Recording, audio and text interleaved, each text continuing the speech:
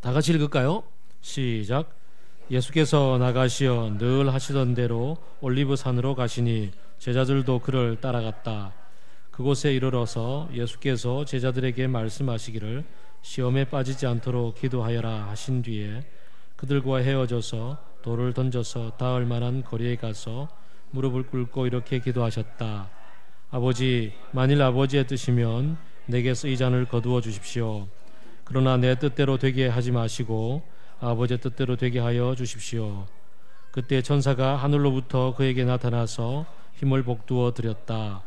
예수께서 권위에 차서 더욱 간절히 기도하시니 땀이 핏방울같이 되어서 땅에 떨어졌다. 기도를 마치시고 일어나 제자들에게로 와서 보시니 그들이 슬픔에 지쳐서 잠들어 있었다. 그래서 그들에게 말씀하셨다. 왜들 자고 있느냐? 시험에 빠지지 않도록 일어나서 기도하여라. 아멘. 지난 주간은 예배 시작할 때도 말씀을 드렸던 것처럼 무척 기쁜 일이 있었잖아요. 우리 진서병제 가정 또 승우 형제 가정에 두 아이가 태어나는 행복한 일도 있었고 또 가슴 아프고 힘든 일들도 있었습니다. 페북의 사진을 대문 사진을 프랑스 국기로 오버랩시켜서 같이 프랑스의 슬픔을 함께 딛고 일어서자라고 온 세계가 얘기할 만큼 지금 프랑스의 테러로 확정된 사람만 120여 명이 사망을 했고 그 다음에 지금 이미 아주 위급한 상황에 생명이 위독에 있는 사람이 80여 명이 이러고 그 유럽 대륙으로서는 미국의 9.11 테러만큼이나 가장 큰 충격에 휩싸린 그런 사건이 주중에 있었습니다. 그리고 어젯밤에는 또 광화문에서 70된 할아버지가 물대포 직격탄을 맞아서 지금 거의 생명의 위기에 이르러 있는 상황에 슬픈 소식을 듣습니다. 이런 슬픈 소식을 대하면서 또 인생의 여러 어려움을 대하면서 우리가 참 숙연해지기도 하면서 남의 일일 때는 숙연해지겠지만 내 일일 때는 사실 그게 뒤집어지는 일이 되고 정말 억장이 무너져서 어찌할 바를 모르는 그런 일들이 될 때가 많지요. 주중에 저는 제 고등학교 교사 시절의 제자로부터 전화를 받았습니다. 아이가 중3인데 중2와 중3을 모든 아이들처럼 힘들게 보내었던 아들인데 최근에 무면허로 오토바이 운전을 하다가 인명피해 사고를 내는 통에 엄청나게 힘든 시간을 보내었다고. 그 충격 때문에 자기도 중간고사도 못 치고 그래서 내신으로 고등학교를 가야 되는데 어찌해야 될지를 모르겠다고. 그러면서 그 당시에는 사고로 수습하느라고 힘들고 어려웠던 그 모든 시절들을 지나기까지 사실 머리로는 하나님을 찾아야지라는 생각을 하면서도 하나님은 안 찾아지고 그리스도인들을 찾아야지 그러면서도 그리스도인들도 안 찾아지고 오히려 술친구 찾아서 예수 믿고 나서 입에도 안 대었던 술을 마셔놓으라고. 그러고 나서 가장 마지막에 이래도 안 되고 저래도 안 돼서 목사님 제가 제일 목사님께 전화를 드릴 때가 제 어떤 때인지 알잖아요 라고 그러고서 전화를 했어요. 그렇죠. 벌써 그때가 88년이니까 98년, 2008년, 2010, 30년 다 돼가는 세월 동안에 얘가 이래도 안 되고 저래도 안 되고 제일 힘들 때 저에게 전화를 할 때였습니다. 그러고는 이제 저는 한 통화에 그냥 마음이 녹아서 전화하길 잘했다고 그러고는 울먹이고 마음에 힘이 된다고 그러고 이제 전화를 끊었어요. 별말 안 했습니다. 제가 할 말은 그냥 힘들었구나. 아이고 어떡하냐. 내가 그냥 옆에 있었으면 같이 맥주라도 마시며 같이 울어줬을 텐데. 그랬더니 진짜요? 이러더니 술 마셔도 돼요? 이러면서 그래 맥주도 하나님 만드신 건데 이럴 때 마시라고 있는 거지. 그랬더니 저 괜히 술 마시고 하나님 앞에 그것도 미안해가지고 울고 막 힘들고 어렵고 막 그렇다고 그러면서 이런저런 얘기했어요. 사람이 제일 힘들 때 누구를 찾는지에 따라서 그 사람의 인생의 관계와 사람과의 사귐과 만남이 다 이렇게 드러나는 것 같아요. 그래도 제 인생 가운데 지가 힘들다고 저한테 맨 마지막 전화했던 것만 해서 참 그날 가슴이 제가 좀 뿌듯했어요. 힘들 때 뿌듯한 게 참 이상하긴 한데 그랬습니다. 오늘 본문에 예수님이 본문의 상황에 이르기까지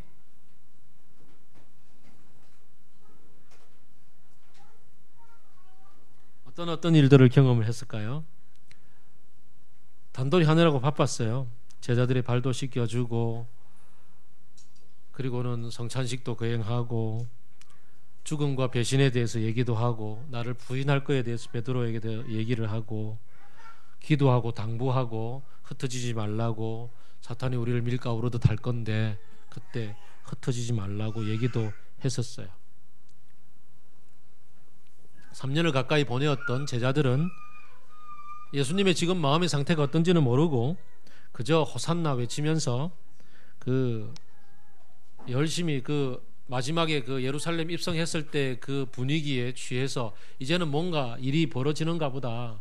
엄청난 인파들이 예수님을 지지하고 있으니까 뭔가가 벌어질 거다 이런 생각에 마지막 만찬에 예수님이 왜 발시켜 주는지도 생각도 못 해보고 그 식사 시간에 포도주 마셔가면서 꽤나 취한 모습으로 이 감람산 올리브산으로 성 밖에 있는 조그마한 동산으로 다 함께 물러갔습니다. 물러가면서도 흥얼흥얼 콧노래 불러가면서 호산나 호산나 이러면서 취한 김에 분위기 노래 부르고 있었습니다. 그러던 중에 예수님은 이제 제자 중에서 그래도 제일 믿음직한 3명 베드로, 요한, 야고보 데리고 제자들 잠들어 있는 자리랑 좀 거리가 떨어진 자리로 옮겨가서 예수님 인생 가운데서 어쩌면 가장 힘든 때, 십자가 위에서 보다도 더 힘든 때, 십자가는 이미 받아들이기로 결심하셨기 때문에 오히려 여유가 생겨서 그곳에서는 제자들을 보고서 특히 요한 보고서 내 어머니다 얘기도 하고 어머니 보고 요한에게 내 어머니 아들입니다라는 얘기도 하고 울지 말라는 당부도 하고 또 못 박는 이들 또 채찍 휘둘렀던 사람들을 두고서 주여 저들의 죄를 용서하지 마소서라는 얘기도 했고 옆에 있는 같이 달렸던 강도들에 대한 얘기도 할 수 있는 여유가 있었습니다. 예수님의 인생 가운데 어쩌면 가장 힘든 때를 들으라고 한다면 우리가 읽었던 이 본문 죽음 직전에 그것을 받아들이겠노라고 결심하고 이 땅에 오셨지만 30여 년을 지나면서 특히 마지막 3년은 거기에 이르기까지 엄청난 길을 달려왔던 에너지를 최대로 다 끌어올려서 사용하시고 마지막 장면에 그가 오늘 본문에 의하면은 근심하여 괴로워 죽을 지경이 되고 너무 괴로워서 마음에 있는 이 진액이 다 쏟아져 나와서 땀방울이 핏방울이 맺히는 정도로 땀샘을 통해 피가 이렇게 송송 맺힐 정도로 괴로웠던 인생의 가장 힘든 시간, 그 시간을 보내고 있었습니다. 옆에는 사탄도 있어서 예수님을 꼬드기고 아니야 그만둬야 돼, 지금 여기에서 그만둬야 돼, 너 이만 할 만큼 다 했잖아 라고 그렇게 충동질하고도 있었습니다.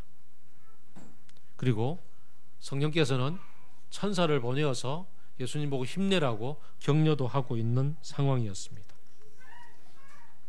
이럴 때 예수님은 인생의 가장 힘든 때 누구를 찾았느냐 하면 입을 열어서 아버지라고 불렀지요. 아버지. 인생의 가장 힘든 순간에 아버지라고 불렀다는 것, 이게 참 우리의 마음속에 깊이 다가옵니다. 사실 여러 시간들 아버지와 함께 동행하며 지내오셨더랬습니다. 태초에 천지를 창조할 때도 아버지 하나님과 더불어서 같이 저곳에서 저렇게 만들면 좋겠다고, 저건 저렇게 만들면 좋겠다고 의논하면서 멋지게 천지를 만드신 분이 바로 예수님이십니다. 그리고 또 이 땅에 오셔서 이 공생애를 시작하시면서도 처음에 세례 받으실 때, 그럴 때 이렇게 물에서 올라올 때 성령이 비둘기같이 임하면서 이는 내 사랑하는 아들이요 지극히 기뻐하는 자다라는 아버지의 목소리도 듣고 교제하면서 올라왔었더랬습니다. 광야에서 40일 동안 금식하면서까지 하나님 아버지와 좋은 교제의 시간도 보냈고, 또 일하다가 중간중간에 아버지랑 만나는 시간들도 가졌습니다. 마가복음 1장 35절에 보면은 열심히 일하다가도 밤늦게까지 일하다가도 새벽 일찍 일어나서 한적한 곳에 가서 아버지랑 데이트하는 그런 여유도 보냈습니다. 오병이어의 기적을 베풀고 나서 무리를 흩어보내고 제자들은 배 타고 다 이렇게 갈릴리 쪽으로 다시 보내고 나서, 그러고서도 또 아버지 만나러 산으로 올라가시기도 하셨던 예수님입니다. 그런데 인생에 있어서 가장 중요한, 어떻게 보면 깔딱고개, 가장 중요한 고지를 올라가기 위한 저기 가기 직전이잖아요. 여기가 가장 숨차고 벅찰 때잖아요. 이럴 때 그가 아버지를 찾았습니다. 깔딱고기에서 만나는 아버지. 깔딱고기에 사실 그때 누구를 만나느냐 참 중요하거든요.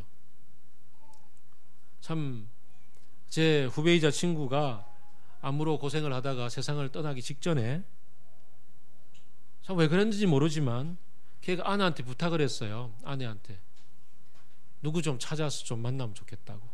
지 대학부 때 사랑했던 첫사랑.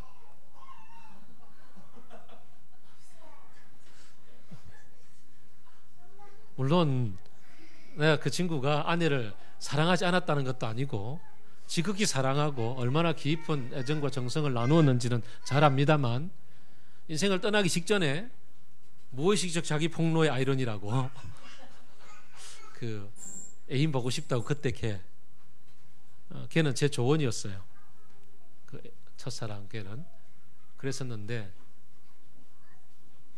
뭐 아내는 지극히 넓은 마음으로 걔 찾아서 같이 만나고, 그리고 서로 예정도 나누고 그러고는 뭐 보내줄 수 있었어요. 얼마나 멋진 통 큰 여잔지. 그런데 인생의 마지막 이 순간, 결정적으로 긴장이 최고조에 이르렀을 때 그때 누구를 찾느냐 참 중요하죠, 그죠? 영상 하나 보겠습니다. 영상 준비를 좀 해주시면 좋겠어요.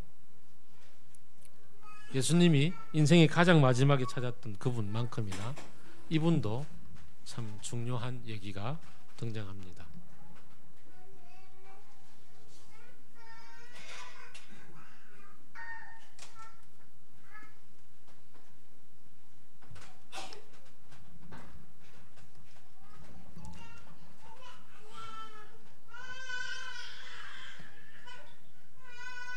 아들이 가장 힘들 때 뛰쳐나와서 보듬 안아서 그 길을 같이 갈 수 있도록, 그리고 마지막 결성선은 아들이 혼자 통과할 수 있도록 힘을 북돋워 주었던 아버지. 우리가 지난 11년 동안 돌아보면서 참 이런 아버지 만나서 같이 동행해 왔던 일들이 참 많이 떠오릅니다. 우리 인생 전체를 통해서 이런 아버지 만나서 같이 길을 걸어왔던 것이 분명한 것을 참 많이 깨닫습니다. 좋을 때도 많았었고 기쁠 때도 함께 동행하신 분이지만, 인생을 돌아보면 힘들고 어려울 때, 내가 깔딱고기에 서 있을 때, 그때 뛰쳐나와서 나의 어깨에 감싸주고 보듬어 주면서 힘내라고 그렇게 이끌어 오셨던 그분이 바로 우리 하나님 아버지셨습니다. 주기도문으로 기도할 때 하늘에 계신 우리 아버지라고 부를 때, 눈을 들어서 아버지, 당신을 제가 아버지라고 부를 수 있어서 너무 좋습니다라고 기도할 수밖에 없는 것이 우리들의 고백입니다. 자기 나름대로 인생 살아보겠다고 재산 다 털어서 먼 길 떠났던 둘째 아들이 인생 다 혼자 힘겹고 어렵고 지칠 대로 다 지쳐서 가장 마지막에 생각났던 것이 바로 아버지의 집이었고 아버지의 품이었습니다.